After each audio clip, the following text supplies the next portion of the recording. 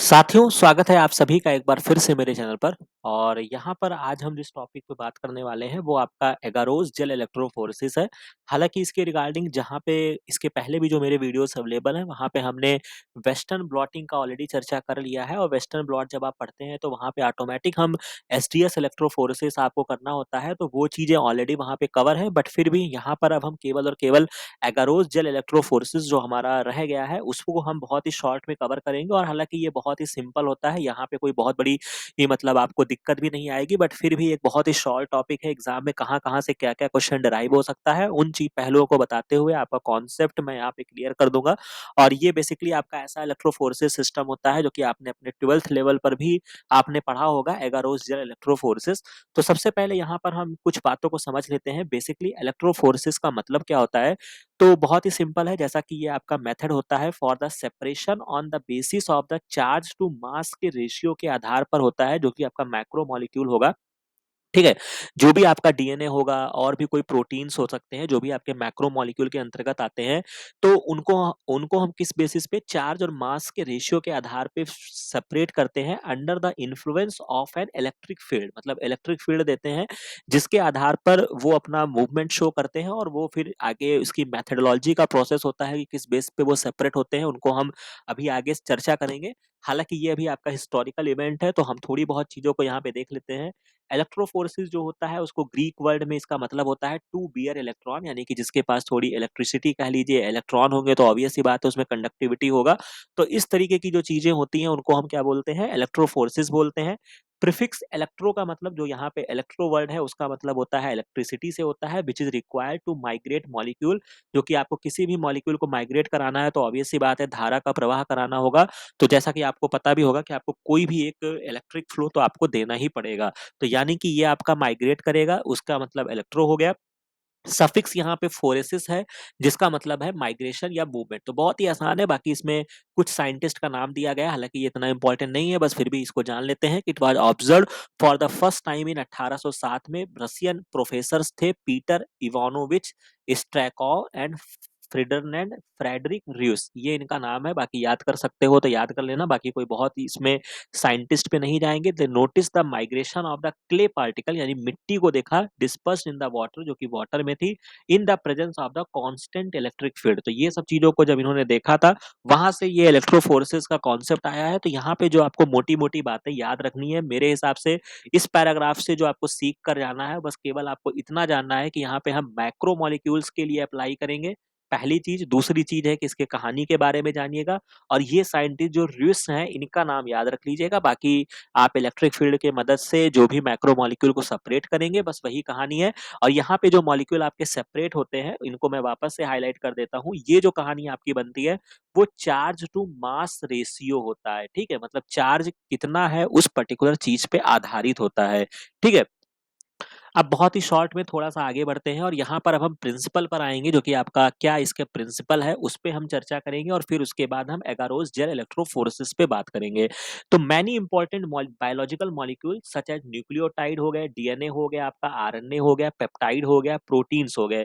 इनके पास एक आयोनाइज़ेबल ग्रुप होता है, बिल्कुल सही बात है, ये चार्ज मॉलिक्यूल होते हैं। इसमें बहुत ज़्यादा हमको डिटेल में जाने की आवश्यकता नहीं है, ये आपको पता है।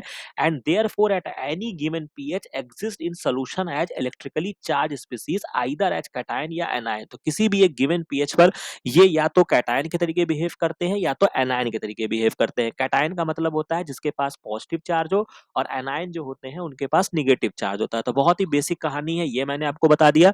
जब आप इनको इलेक्ट्रिक फील्ड का इन्फ्लुएंस देते हैं तो दीज पार्टिकल्स विल माइग्रेट करते हैं इन आइदर टुवर्ड कैथोड या एनोड, डिपेंडिंग अपॉन दियर नेट चार्ज। जैसा कि आपने पढ़ा होगा कि जब आपके जो आपके बैटरी वगैरह में भी आपके क्या होता है, एक कैथोड होता है, एक आपका एनोड होता है। ठीक है? तो ये बस आपको इतना याद रखना है। एनोड जो होता है बेसिकली इस पे पॉजिटिव चार्ज होता है, और कैथोड जो होता है इस पे नेगेटिव चार्ज होता है। ठीक है? ये बहुत ही बेसिक है, जब आपने केमिस्ट्री में पढ़ा होगा वहाँ पे आपको ये मिल जाएगा। The mobility of A molecule जो होता है ये आपका इनवर्सली प्रोपोर्शनल होता है टू इट्स साइज। ये बहुत ही इंपॉर्टेंट है। And directly proportional to its charge, allowing them to separate from the one another. हालांकि ये एक जनरल टर्म में बताया गया है। ठीक है? कि बेसिकली होता क्या है कि ये आपका इनवर्स प्रोपोर्शनल होगा साइज के, यानी कि जो आपकी मोबिलिटी होगी, ऑब्वियस सी बात है, अगर आपसे सिंपली पूछा जाए मोबाइलिटी जो है ये आपका इनवर्स प्रोपोर्शनल है साइज का। तो सपोज दैट अगर कोई मोटा व्यक्ति है, अगर आप इस तरीके से समझना चाहें, तो वो तेज दौड़ेगा कि जो एक मतलब कह सकते हैं जिसने अपने बॉडी को मेंटेन रखा है, डिसेंट आदमी है, वो तेज दौड़ेगा। तो ऑब्वियस सी बात है कि जिसकी बल्की मतलब बल्की बॉडी होगा वो धीमे दौड़ पाएगा। तो यानी कि उसके इनवर्स प्रोपोर्शनल हो जाएगा, ये बात हमने समझ लिया। और मोबाइलिटी जो होता है वो डायरेक्टली प्रोपोर्शनल होता है चार्ज के। तो यानी कि जिसके पास जितना ज्यादा चार्ज होगा वो उतना ज्यादा मोबाइलिटी को शो करेगा। बस इतनी कहानी आपको याद रखनी है। तो कहानी हमको समझ में आ गई, कैथोड, एनोन, कैटायन, एनायन, ये बातें आपको ध्यान रखनी है। बाकी हमने मोबाइलिटी समझ लिया, ये जनरल टर्म में बनाया गया है कि एक ओवरऑल सिनेरियो कुछ ऐसा ही बनता है जब हम इलेक्ट्रोफोरेसिस के एक्सपेरिमेंट को परफॉर्म करते हैं। तो यहां तक कहानी आपको समझ में आ गई होगी। अब थोड़ा सा आगे बढ़ते हैं और अब हम बात करेंगे एगारोस जेल इलेक्ट्रोफोरेसिस। तो ये बहुत ही इंपॉर्टेंट है। कुछ यहाँ पे इसका फिगर बना हुआ है। जब आप कभी किसी भी लेबोरेटरी में जब आपका एक्सपोजर होगा या हुआ होगा तो आपने देखा होगा एगारोस जेल इलेक्ट्रोफोरेसिस यूनिट है जो कि सेपरेट करता है। बेसिकली ये न्यूक्लिक एसिड के लिए हम अप्लाई करते हैं। अब ये न्यूक्लिक एसिड में बेटा आपका डीएनए भी हो सकता है और आपका आरएनए भी हो सकता है। तो ये बहुत ही बेसिक चीजें हैं, याद रखिएगा। नहीं तो बच्चे एग्जाम में क्वेश्चन छोड़ के चले आओ कि सर एगारोस जेल था और उसने तो वहां पे आरएनए दिया था तो हम कैसे लगाते। तो ऐसा नहीं है, डीएनए हो आरएनए हो अल्टीमेटली है तो वो न्यूक्लिक एसिड। तो ये कुछ इस तरीके का अपरेटस होता है। बस थोड़ा सा यहाँ पे डिफरेंस, अगर आपको एसडीएस इलेक्ट्रोफोर्सिस या वेस्टर्न अपरेटस जब आप देखते हैं तो वो हॉरिजेंटली मूव करता है और ये आपका इस तरीके से लॉन्गिट्यूडनली ये आपका जो होते हैं वो मूव करते हैं। तो बस इतनी कहानी है, इस तरीके से ये आपका पूरा अपरेटस होगा। बाकी यहाँ पे क्या इंपॉर्टेंट है उन पहलुओं को समझते जाते हैं और जो आपके लिए इंपॉर्टेंट होगा उसको मैं हाईलाइट करता जाऊंगा और उसको आप क्या करेंगे अपनी कॉपी पे नोट डाउन करेंगे। ठीक है।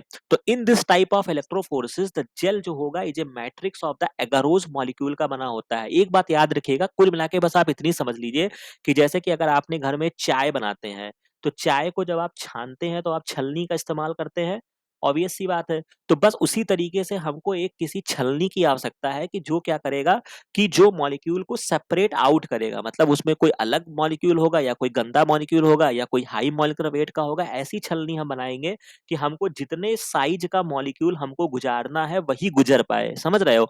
तो चूंकि ये जो छलनी बनती है, अब आप ये समझ लीजिए कि जो छलनी है, ठीक है, ये आपका क्या है, एगारोस का बना है। ठीक है। जब आप एगारोस इलेक्ट्रोफोर्सिस कर रहे हो, जब आप अगर प्रोटीन के लिए जब हम बेसिकली जब आप एक्रिलामाइड वगैरह यूज करते हैं, जब पेज करते हैं, तो वहां पे ये छलनी जो होती है ये मेरी पॉली एक्रिलामाइड की बनी होती है। बस इतनी कहानी आपको याद रखनी है। अब होता क्या है यहाँ पर कि जो आपका एगारोस मॉलिक्यूल का जो छलनी बनती है, जेल की जो आपकी ये मैट्रिक्स है, उसमें बॉन्डिंग कौन सी है, तो आपसे पूछा जाएगा हाइड्रोजन बॉन्ड्स होंगे। और मैंने आपको एक कॉन्सेप्ट दे रखा, अगर आप हमारे साथ पढ़ाई कर रहे हैं तो मैंने आपको ये बोल के भी रखा है बेटा कि आपके मोस्टली केसेस में आपको हमेशा ही हाइड्रोजन बॉन्ड देखने को मिलेगा। ठीक है।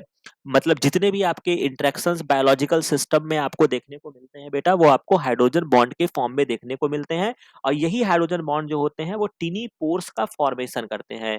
जेल्स फॉर डीएनए सेपरेशन और often made out of A polysaccharide होता है जिसको हम एगारोस कहते हैं। कार्बोहाइड्रेट के चैप्टर में जाइएगा, अभी मैंने ऑलरेडी नेक्स्ट स्लाइड में लगा रखा है तो मैं आपको बता दूंगा। तो एगारोस बहुत अच्छे से पढ़ लीजिएगा, ये आपके कार्बोहाइड्रेट में भी आ जाता है। तो वहां से आप इसका लिंक देख सकते हैं। पॉलीसेकेराइड फैमिली में जब आप जाएंगे तो एगारोस के बारे में भी पढ़ना है कि ये किसका पॉलीमर होता है, कौन सी लिंकेज होती है, जो कि अभी हम आगे इसके बारे में चर्चा करेंगे। विच कम्स होता है जो कि आपको एक ड्राई पाउडर्ड फॉर्म में आपको मिलता है। तो जब आप इस एगारोस को हीट करते हैं in a buffer allowed to cool, मतलब कुल मिला के आपको कुछ नहीं करना है, आपके पास एक इसका बफर होगा। ठीक है। जिसमें आप कोई भी चीज हवा में तो चलाएंगे नहीं, बफर का मतलब एक सोल्यूशन समझ लो, सिंपल सी कहानी है। उसमें हम क्या करेंगे, एगारोस को डालेंगे। एगारोस को डालने के बाद हम हीट करेंगे। ठीक है। हीट करने के बाद तुरंत हम उसको कूल करेंगे। तो जब हम ये दोनों प्रोसेस साइमल्टेनियसली करते हैं, मान लो इसको तुमने हीट कर दिया और थोड़ी देर बाद इसको छोड़ दिया रूम टेम्परेचर पे, तो ये ऑटोमेटिक क्या होता है कि ये आपका एक सॉलिड फॉर्म में आ जाता है जो कि स्लाइटली क्या होता है, एक आपका जेल जैसा होता है। बस इतनी कहानी होती है। तो ये आपका जेल कास्ट करना बहुत ही आसान होता है, एगारोस जेल इलेक्ट्रोफोरेसिस। क्योंकि यहाँ पे जिस तरीके से अगर आपको जब मैंने वहां पे पढ़ाया था, आपने अगर वेस्टर्न ब्लॉट पढ़ा होगा मेरे साथ या आपने कभी पढ़ा होगा, तो वहां पे आपको स्टैकिंग रिजॉल्विंग दुनिया भर की चीजें करनी होती थी बनाने के लिए, पीएच वगैरह का खेल होता था। यहाँ पे ऐसा कुछ नहीं होता है। सिंपल आपको क्या करना है बेटा, आपको एगारोज लेना है। ठीक है। मान लो मैंने एगारोज लिया ठीक है? ये मान लो मेरा बीकर है, इसमें मैंने एगारोस डाल दिया, इसके बाद मैंने इसको हीट कर दिया समझ लो 75 डिग्री पे, मैं जनरल बता रहा हूँ। हीट करने के बाद मैं क्या करूँगा, इसको कूल कर दूँगा। कूल का मतलब है ऐसे रूम पर छोड़ दो बाहर, ठीक है? ऑटोमैटिक वो कूलिंग टेम्परेचर पे आ जाएगा और ये आपको क्या दिखेगा, जब आप ये पूरी प्रक्रिया आप कर लेंगे, तो आपको ये सॉलिडिफाई रूप में दिखेगा। बाकी बेटा ये प्रैक्टिकल एस्पेक्ट है, तो अगर आपका कभी एक्सपोज़र हुआ होगा या आपने यूनिवर्सिटी में देखा होगा, ठीक है? तो आपको बहुत अच्छे से समझ में आएगा, बट फिर भी जितनी बातें मैं आपको बताने का प्रयास कर रहा हूँ, उसको थोड़ा-सा विजुअलाइज़ अपने दिमाग में करने का प्रयास करिएगा, ठीक है? और ये आप गूगल पे सर्च कर लीजिएगा, आप सिंपल सा एगारोस इलेक्ट्रोफोरेसिस, तो आपको मिल जाएगा, वो ये पूरा apparatus वगैरह भी आपको दिख जाएगा, तो आपको बेटर आइडिया यहाँ पे मिल जाएगा। अब थोड़ा-सा हम आगे चलते हैं, यहाँ पर है जो आपका जेल होता है, ये slab of jelly like material हो जाता है, placed in a gel box आपको मिलेगा, इसमें हमने रख दिया। One end of the box is connected to the positive electrode से कनेक्ट होगा, एक आपका एंड जो होता है वो नेगेटिव इलेक्ट्रोड से होगा, यानी कि आपका कैथोड और एनोड की बात कर रहे हैं। The gel box is filled with a salt containing buffer solution होता है, बहुत ही इंपॉर्टेंट है, यहाँ पे हम जो बफर का इस्तेमाल करते हैं वो पढ़ लीजिएगा, ये आपका होमवर्क है, पाथफाइंडर की बुक में आपको मिल जाएगा। ठीक है, तो इतना आप कर लीजिएगा, कौन सा बफर हम एगारोस इलेक्ट्रोफोरेसिस के लिए यूज करते हैं, ये आपका होमवर्क है, उसको देख लीजिएगा, उसमें क्या क्या कंपोनेंट होते हैं। ठीक है, जो क्या करेगा, बफर जो होता है वो कंडक्ट करता है, करंट को कंडक्ट कराने में हेल्प करता है, यानी कि इसमें कोई ना कोई साल्ट होगा। ठीक है, तो इसमें कौन कौन से कंपोनेंट होते हैं, ये आपका होमवर्क है, ये आप इसको करिएगा।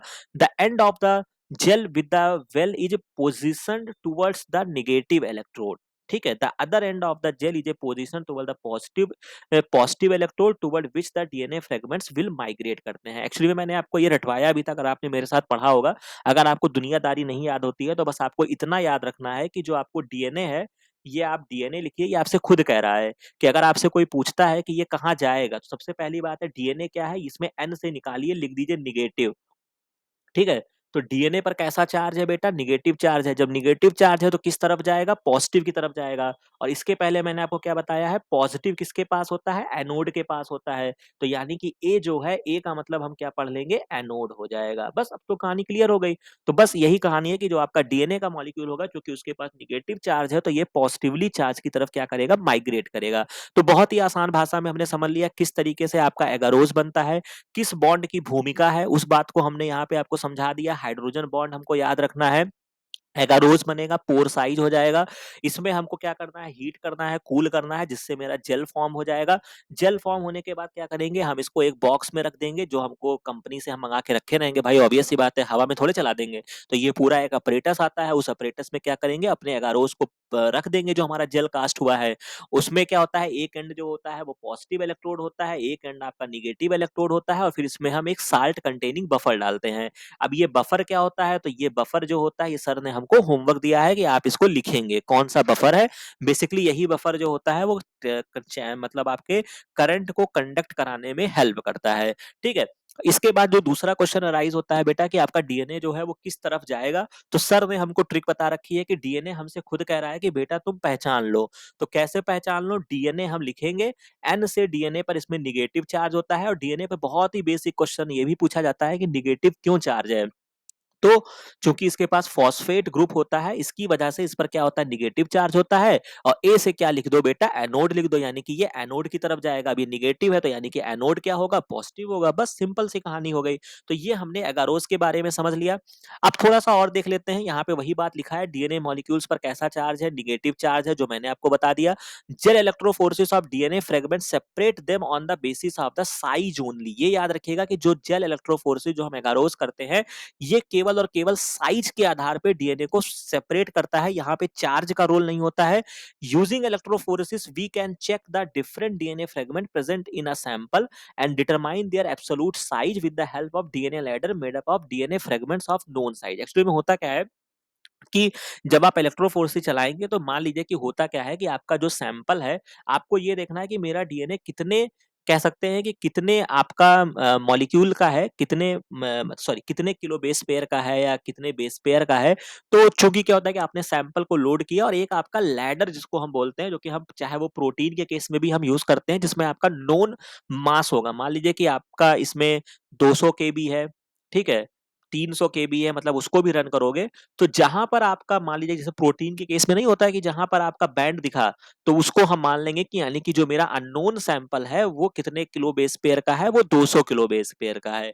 तो इसी तरीके से यही चीज बताया गया है कि यहाँ पर हम इलेक्ट्रोफोर्सिस के माध्यम से हम डीएनए के डिफरेंट सेगमेंट को, फ्रेगमेंट को, जो कि आपके सैंपल में है उसकी क्या साइज है, कितने फ्रेगमेंट्स हैं, इन सारी चीजों को हम क्या कर सकते हैं, वेरीफाई कर सकते हैं या उनको हम जान सकते हैं, right. when the powder is turned on the current begin, ये सॉरी, when the power जब आप ऑन करते हैं तो करंट आपका चालू हो जाता है, begin to flow through the gel, DNA molecules have a negative charge, कोई दिक्कत नहीं। किसकी वजह से है ये भी यहाँ पे बता दिया गया है, due to the presence of the phosphate group होते हैं इन देयर सुगर फॉस्फेट की जो आपकी बैकबोन होती है, मोस्ट इंपॉर्टेंट है, याद रखना, एग्जाम में क्वेश्चन जो होते हैं वो आपसे पूछा जाता है, ठीक है। Therefore they move through the matrix of the gel toward the positively electrode, यानी कि एनोड की तरफ क्या करते हैं, माइग्रेट करते हैं, ये बात हमें समझ में आ गई। Voltage of the running and agarose gel जो होता है, DNA gel slice in the range of 80 से 120 वोल्ट के बीच में हम चलाते हैं, वो डिपेंड करता है, आपको तेज चलाना है तो आप 120 वोल्ट कर दीजिए, धीमे चलाना है तो आप 80 वोल्ट कर दीजिए। जैसे इलेक्ट्रिक करंट अप्लाइड करते हैं, शॉर्टर पीस ऑफ डीएनए जो होता है वो travel through the pores of the gel matrix faster than longer ones, ये बहुत ही इंपॉर्टेंट है, इसी के बेसिस पे कई क्वेश्चंस भी अराइज होते हैं। तो ऑब्वियस सी बात है कि जो डीएनए का फ्रेगमेंट शॉर्ट होगा, छोटा होगा, वो ज्यादा माइग्रेट करेगा, वो तेजी से माइग्रेट करेगा, फास्ट माइग्रेट करेगा, और जो आपका बल्की होगा वो धीमे माइग्रेट करेगा, ठीक है। तो वही बात यहाँ पे लिखी गई है, इलेक्ट्रिक करंट जैसे आपने अप्लाइड किया तो short piece of the DNA travel through the pores of the gel matrix, जो जेल मैट्रिक्स से जाएगा फास्टर देन लॉन्गर वन, यानी कि जो बड़ा सा रहेगा वो वहीं पर धीरे धीरे रह जाएगा। तो इस तरीके से एक क्वेश्चन जो कि आईसीएमआर की प्लेलिस्ट में जाओगे, मैंने उसको ऑलरेडी एक्सप्लेन किया हुआ है, तो मैं उसको दोबारा नहीं करूंगा, अगर आप नए जुड़े हैं तो उस पर्टिकुलर वीडियो में जाके देखिएगा। और बाकी ये भी आपका होमवर्क रहेगा कि अगर मान लीजिए कि कोई आपका सुपर क्वाइल डीएनए है, ये आपको मिल जाएगा पाथफाइंडर की बुक में भी, अगर आपके पास टूल्स टेक्निक की होगी तो वहां पे बना हुआ है, और यहाँ से आईसीएमआर जेआरएफ 2019 में आपसे क्वेश्चन भी पूछा जा चुका है कि आपका मान लीजिए कि क्लोज सर्कुलर डीएनए है, एक आपका लीनियर डीएनए है, तो कौन आगे मिलेगा, कौन आपको पीछे मिलेगा, समझ रहे हैं, मतलब कौन ज्यादा माइग्रेट करेगा, कौन कम माइग्रेट करेगा। तो ये बहुत ही बेसिक है, और इसी लाइन में आपको बुद्धि लगाएंगे, क्योंकि आप लोग बुद्धि नहीं लगाते हैं, तो अब आपसे मेहनत करानी होगी, तो ये आपका क्या है, होमवर्क है, ठीक है। तो ये जो होगा, इस क्वेश्चन का आंसर आप कमेंट सेक्शन में बताइएगा अगर आप इसको अच्छे से फॉलो कर रहे हैं। Thus the longest piece of the DNA remain near the well while the salted piece जो होता है वो close to the positive end की तरफ चला जाता है। तो इस तरीके से भी अगर क्वेश्चन आपसे डराइव होता है कि जो आपका कौन सा ऐसा पीस होगा डीएनए का जो सबसे आपको एंड पर दिखाई देगा, पॉजिटिव एंड पर दिखाई देगा, यानी आपको एनोड पर दिखाई देगा, तो हम क्या कहेंगे, जो आपका छोटा फ्रेगमेंट होगा वो माइग्रेट करके वहां पे पहुंच जाएगा। तो बस इतनी कहानी हमने आपको समझा दिया, तो यहां तक आपकी ये स्टोरी हो जाती है। अब एक पार्ट आपका और बचता है, visualization of the DNA fragment को आप कैसे विजुअलाइज करते हैं।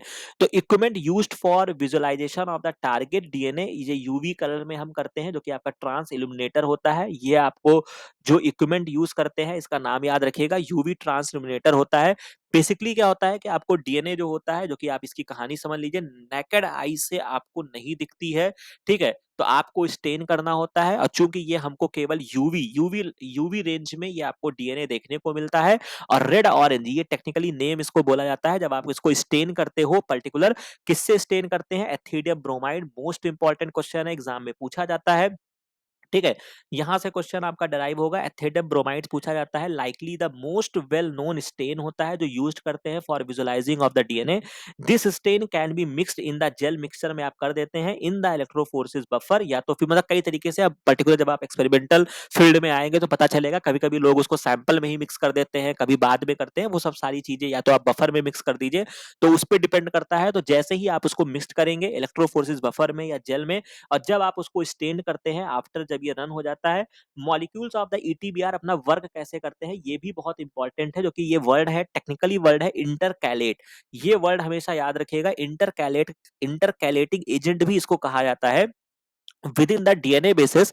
और क्या करता है, ये आपको फ्लोरेसेंस देता है अंडर द यूवी लाइट। कहने का मतलब है कि ये आपका डीएनए का मॉलिक्यूल है, यहाँ पे आपका बेस होता है, तो जो आपका ईटीबीआर होता है बेटा, ये जाके इसके बेस के अंदर छिप जाता है, समझ रहे हैं, मतलब इसीलिए इसको क्या बोलते हैं, इंटरकैलेटिंग एजेंट बोलते हैं। तो ये बेस के अंदर घुस जाता है, आप इस तरीके से बहुत ही सरल भाषा में समझ सकते हैं। और जैसे ही आप इसको यूवी लाइट देते हैं तो ये आपको क्या देता है, फ्लोरेसेंस देता है। कैसा फ्लोरेसेंस देता है, ब्राइट ऑरेंज। हालांकि ये जब आप एनसीईआरटी वगैरह में पढ़ेंगे तो रेड ब्राइट ऑरेंज इस तरीके से वर्ड का इस्तेमाल किया गया है, रेड ब्राइट ऑरेंज। ठीक है, तो लगभग आपको यहाँ पे दिख भी रहा है कि ऑरेंज कलर का बैंड जो है वो आपको दिख रहा है। डिस्पाइट इट्स एडवांटेज, ये आपका एडवांटेज तो है ही है, लेकिन एथेनियम ब्रोमाइड जो होता है ये आपका एक पोटेंशियल कार्सिनोजन होता है।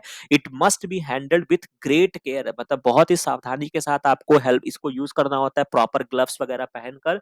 ठीक है, मतलब आप चूंकि एक तरीके का कार्सिनोजेन फैमिली में आता है, मतलब ये कैंसर कॉज कर सकता है, म्यूटेशन कर सकता है, तो ये बहुत ही केयरफुल इस्तेमाल करना है। और इस स्लाइड को मैंने आपको बता दिया है, ये आप देख सकते हैं किस तरीके से आपके डीएनए के मॉलिक्यूल हैं। ये आपको ब्राइट ऑरेंज कलर का जब आपने ट्रांस इल्यूमिनेटर पे आपने देखा तो ये आपको बैंड दिखाई पड़ा। कब दिखाई पड़ा, जब आपने यूवी लाइट में देखा। क्यों दिखाई पड़ा, क्योंकि हमने ईटीबीआर डाला। ईटीबीआर क्या करता है, डीएनए में इंटरकैलेट कर जाता है, बेस के अंदर चला जाता है। तो ये बहुत ही इंपॉर्टेंट पैराग्राफ है बेटा, इसको अच्छे से समझ लीजिएगा। अब यहाँ पे थोड़ा-सा मैं आगे बढ़ता हूँ, और ये चीज़ मैंने आपको मेरा एक मेगा रिवीजन का वीडियो पड़ा होगा जहाँ पे मैंने क्या बोलते हैं कि कार्बोहाइड्रेट्स का कराया था आपको जब आपका डीबीटी का एग्ज़ाम था। तो एगार के बारे में भी आपको जानना बहुत ही आवश्यक है, और हालाँकि इसका लिंक जो होता है आपने जब आप बहुत सारे फैमिलीज़ पढ़ते हैं, मतलब आप एल्गी के बारे में पढ़ते हैं, अगर आप बॉटनी बैकग्राउंड से होंगे तो आपने पढ़ा होगा। ठीक है, जब आप एल्गी का क्लासिफिकेशन पढ़ते हैं तो वहाँ पे आपको देखने को मिल जाएगा, या इसके अलावा ये आपको कार्बोहाइड्रेट्स में भी आपको देखने को मिलेगा, और बाकी जब आप इलेक्ट्रोफोरेसिस पढ़ते हैं तो भी आपको ये देखने को मिलेगा। तो इन 3-4 जगह आप सर्च कर लीजिएगा, आपको इसके बारे में और इन्फॉर्मेशन मिल जाएगी। बाकी जितनी इंपॉर्टेंट इन्फॉर्मेशन है वो मैंने यहाँ पे समेट दिया है। तो यहाँ पर आपको ध्यान रखना है, अगार बेसिकली होता क्या है, जिलिटेनियस हेटेरोपॉलीसेकेराइड। नाम याद रखना है, कौन सा पॉलीसेकेराइड है, हेटेरोपॉलीसेकेराइड है, मतलब डिफरेंट पॉलीसेकेराइड्स की यूनिट से बना होता है। Produce in the cell wall of the marine red algae की सेल वॉल में पाया जाता है। स्पीसीज कौन सी है, जिलीडियम है, ग्रासिलीरिया है, ग्रिगेंटिया है। बहुत ही इंपॉर्टेंट है ये पैराग्राफ, मोस्ट इंपॉर्टेंट लाइन है बेटा, बहुत सारे एग्जाम देने जाओगे कहीं ना कहीं ये आपको मिल जाएगा। ठीक है, मिक्सचर ऑफ द सल्फेटेड हेट्रोपॉलीसेकेराइड है, यानी कि यहाँ पे सल्फर भी आपको देखने को मिलता है। तो अगर आपसे पूछा जाता है कि which of the following is the sulphated heteropolysaccharide, तो हम उसको क्या बोलेंगे, अगार बोलेंगे। जो कि बना होता है डी गैलेक्टोज का बना होता है और एल गैलेक्टोज का बना होता है। डेरिवेटिव ईथर लिंकेड यहाँ पे आपको देखने को मिलता है between C3 and C6 carbon के बीच में। तीसरे और छठे कार्बन के बीच में आपको ईथर लिंकेज यहाँ पे देखने को मिलता है। अगारोज जो होता है वो इसी का कंपोनेंट होता है। अब आपको समझ में आ गया, अगार से बना है अगारोज। ठीक है, अगार से क्या बना है मेरा, अगारोज बना है। ठीक है, एगारोज जो होता है वो आपका अगार कंपोनेंट होता है, with very few charged groups होते हैं, सल्फेट या पायरुवेट होते हैं। यहाँ पे अगर आपसे पूछा जाएगा कि अगार अगारोज में क्या डिफरेंट है, तो आप इस तरीके से भी समझ सकते हैं कि अगार में सल्फेट ग्रुप्स ज्यादा है, अगारोज में कम है। ठीक है, यानी कि इसके पास चार्ज्ड ग्रुप्स थोड़े से कम हो जाते हैं। मॉलिक्यूलर वेट जो है ये आपको याद कर सकते हो तो ठीक है। If agar and agarose are dissolved in the hot water, they form solution which upon cooling set to a gel बना देते हैं, जो भी हमने समझ लिया।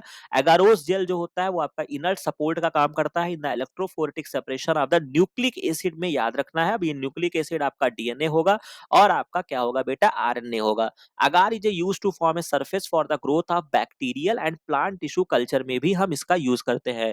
ठीक है, तो अगार हम कहाँ कहाँ यूज करते हैं ये भी आपको समझ में आ गई। जो आपके माइक्रोबायोलॉजी वाले बैकग्राउंड के बच्चे होंगे उनको पता ही चल गया होगा। ठीक है, तो ये आपको कहानी याद रखनी है, हेटेरोपॉलीसेकेराइड। बाकी नेक्स्ट पार्ट में हम कुछ और टेक्निक्स को कवर करेंगे। ठीक है, तो ये मेरे तरफ से एगारोज इलेक्ट्रोफोर्सेस खत्म हो गया। बाकी आपके पास जो भी बुक अवेलेबल है, ठीक है, कोई भी, चाहे गूगल से पढ़ लो, चाहे पाथफाइंडर की टूल्स टेक्निक उठा के देख लो, या किसी की भी आईफास की बुक है या XYZ, आपके पास कोई भी बुक अवेलेबल है। ठीक है, तो इससे दो चार बातें आपको कुछ और भी हो सकता है लिख दी गई हो तो आपको पता चल जाएगी, बट मोर और लेस आपका कॉन्सेप्ट जो है वो यहीं से आधारित होता है और यहीं से आपका क्वेश्चन बनेगा। बाकी कौन कौन से स्लाइड से आपके क्वेश्चन बन सकते हैं, किसको आपको ज्यादा फोकस करना है, तो मैं हाईलाइट कर देता हूँ। ठीक है बेटा, तो यहाँ पर ये अगार वाला आपको पता होना चाहिए, हेटेरोपॉलीसेकेराइड, ये वाली कहानी आपको हमेशा याद रखनी है। डीएनए का विजुअलाइजेशन बहुत ही इंपॉर्टेंट है, ये आपको मैंने बता दिया। बाकी यहाँ तो बेसिक है कि कौन सा सॉर्ट, हाँ ये वाला बहुत इंपॉर्टेंट है कि कौन सा ज्यादा माइग्रेट करेगा, कम माइग्रेट करेगा, इसको याद रखिएगा। डीएनए पर क्या चार्ज होता है, किस तरीके से आपने अगारोज बनाया, उसमें कौन सी बॉन्डिंग है, ये बेटा याद रखिएगा। ठीक है, और बाकी डीएनए तो आपसे खुद ही कह रहा है कि मेरे बारे में जान लो यार कि मैं नेगेटिव चार्ज का हूँ, मैं एनोड की तरफ जाऊँगा। बाकी बफर वाला क्या है वो मैंने आपको होमवर्क दे दिया है, ठीक है? इसके बाद ये बाकी तो कोई दिक्कत नहीं है, बाकी बेसिक इन्फॉर्मेशन थी पेप्टाइड्स, इलेक्ट्रॉन और इलेक्ट्रोफोरेसिस। तो ये 3-4 स्लाइड्स जो थी वो आपके लिए मोस्ट इम्पोर्टेंट है और क्वेश्चंस एग्जाम में पूछे जाते हैं और इवन शायद अभी बफर का क्वेश्चन अगर बहुत ज़्यादा नहीं तो अभी आईसीएमआर के पेपर में पूछा गया है, तो उन सब चीज़ों को भी आप एक बार देख लीजिएगा। बाकी ये वीडियो, ये इन्फॉर्मेशन, ये सारी चीज़ें अगर आपको अच्छी लगी हो, तो इस चैनल को लाइक, शेयर और सब्सक्राइब ज़रूर कीजिएगा। बाकी कोशिश करिएगा इस चैनल को सपोर्ट करने का भी प्रयास कर सकते हैं आप सुपर थैंक्स के माध्यम से। तो वो आपके ऊपर टोटली है, कोई यहाँ पे मतलब कोई आपके ऊपर रिस्ट्रिक्शंस नहीं है, बर्डन नहीं है। बट अगर आप वाक़ई फ़ील करते हैं कि आप इस चैनल से बेनिफिट महसूस करते हैं, तो इस चैनल को ज़रूर सपोर्ट करिएगा। बाकी ये वीडियो, ये इन्फॉर्मेशन, ये सारी चीज़ें अगर आपको अच्छी लगी हो, तो इस चैनल को लाइक, शेयर और सब्सक्राइब ज़रूर कीजिएगा। बाकी मिलते हैं नेक्स्ट वीडियो में, नेक्स्ट इन्फॉर्मेशन के साथ। Thank you very